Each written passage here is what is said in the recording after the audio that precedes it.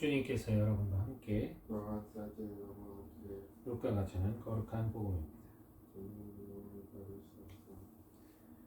그때 예수님과 함께 식탁에 앉아있던 이들 가운데 어떤 사람이 그분께 하느님의 나라에서 음식을 먹게 될 사람은 행복합니다 하고 말하였다. 그러자 예수님께서 그에게 이르셨다. 어떤 사람이 큰 잔치를 베풀고 많은 사람을 초대하였다. 그리고 잔치 시간이 되자 종을 보내어 초대받은 이들에게 이제 준비가 되었으니 오십시오 하고 전하게 하였다. 그런데 그들은 모두 하나같이 양해를 구하기 시작하였다. 첫째 사람은 내가 밭을 샀는데 나가서 그것을 보아야 하고 부디 양해해 주시오 하고 그에게 말하였다. 다른 사람은 내가 겨리소 5쌍을 샀는데 그것들을 부려보려고 가는 길이요 부디 양해해 주시오 하였다. 또 다른 사람은 나는 방금 장가를 들었소 그러니 갈 수가 없다고 하였다. 종이 돌아와 주인에게 그대로 알렸다. 그러자 집주인이 노하여 종에게 일렀다. 어서 고을의 한 길과 골목으로 나가 가난한 이들과 장애인들과 눈먼 이들과 다리 저는 이들을 이리로 데려오너라. 얼마 뒤에 종이 주인님 분부하신 대로 하였습니다만 아직도 자리가 남았습니다 하자 주인이 다시 종에게 일렀다. 큰 길과 울타리 쪽으로 나가 어떻게 해서라도 사람들을 들어오게 하여 내 집이 가득 차게 하여라. 내가 너희에게 말한다. 처음에 초대를 받았던 그 사람들 가운데서는 아무도 내 잔치 음식을 맛보지 못할 것이다. 주님의 말씀입니다. 평화를 빕니다. 몸 어떠세요? 예, 아프죠 또. 예, 저희가 뭐 일을 이제 몇 번 했지만 그런 고된 어떤 노동을 하다 보면 평상시에 쓰지 않던 근육들이 움직이다 보니까 그 근육이 지금 아파하는 거죠. 힘들어하고 우리가 일을 계속 했다면 요령도 생기고 힘도 붙고 그리고 일을 잘 하게 되니까 수월하게 하게 되니까 그만큼 아프지 않을 텐데 그만큼 우리가 근육을 쓰지 않는 근육을 갑자기 사용하면 예를 들어서 우리가 노래할 때도 목을 풀지 않고 이거 연습하지 않고 그냥 노래하면 목이 금세 안녕하세요 이렇게 쉬죠. 그것처럼 우리가 충분히 그것을 익히고 또 그것이 나에게 습관화가 됐을 때 그때 이제 더 이상 아프지도 않고 자연스럽게 이제 소리를 낼 수도 있고 일을 할 수도 있어요. 근데 사실 우리는 그 힘든 그 과정을 버티기가 힘든 거죠. 그 숙련되어 가는 과정을 버티기가 힘든 거예요.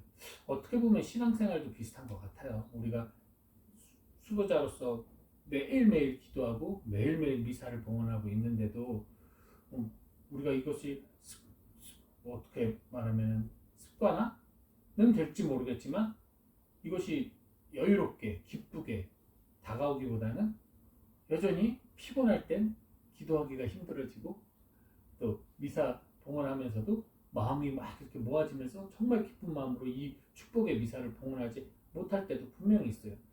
저는 그게 우리의 영적 근력이 아직까지도 단련되지 못했구나 그런 생각이 듭니다. 우리가 영적으로도 끊임없이 집중해서 운동을 해야 우리가 바친 이 모든 수도 생활의 전례가 더욱더 활성화되고 기쁘고 행복하지 않을까. 이건 뭐 모든 그리스도인들은 마찬가지죠. 그렇게 기도를 많이 하는데 기도의 맛을 못 느낀다? 그럼 기도의 근력이 아직까지 붙지 않았다라는 생각이 또 듭니다. 오늘 복음 말씀 보면서 한 가지가 딱 떠올랐어요. 이제 어떤 집주인이 사람들을 다 초대했는데 약속을 했죠. 가기로 분명히 초대장을 받았어요. 근데 그 사람들이 정작 그날이 되자 하나같이 안 와요. 그죠? 거절하죠. 근데 그 거절한 이유를 가만히 살펴보면 내가 지금 겨리소 5쌍을 샀는데 이거 한번 불어봐야죠. 예를 들면 내가 아주 중요한 내가 삶에 필요한 물건을 하나 샀는데 이거 지금 사용해 봐야 돼요. 이 얘기예요. 그리고 그 이전에 또 하나 있죠. 밭을 샀는데 그것을 보아요. 그렇죠. 이 사람은 농사를 짓는 게 지금 이 사람의 생업이니까 확인도 해봐야 되고 일도 해봐야 되고 중요한 일이에요. 특히 세 번째는 더 대단하죠. 방금 장가를 들었어.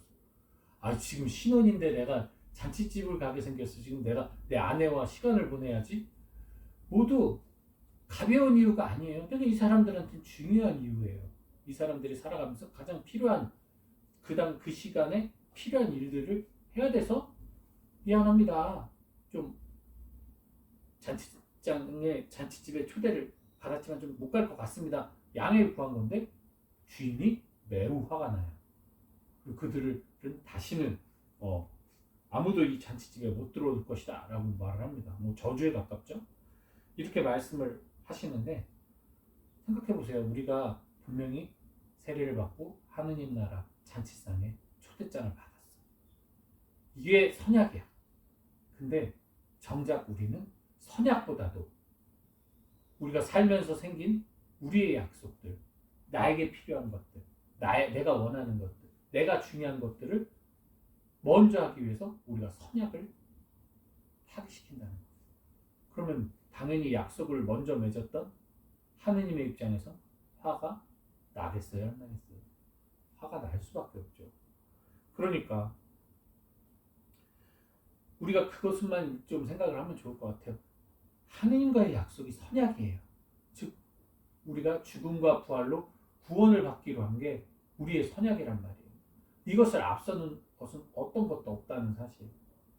그런데 솔직히 저도 그렇고 이 세상 살면서 세상의 것들에 정신이 팔리다 보면 내가 언제 하느님에게 초대받은 그 잔칫날이 올지 모르는데 이것에 집착하다 보면 정작 가장 중요한 하느님 나라의 잔치상의 초대를 나도 모르게 거절할 수도 있다는 사실.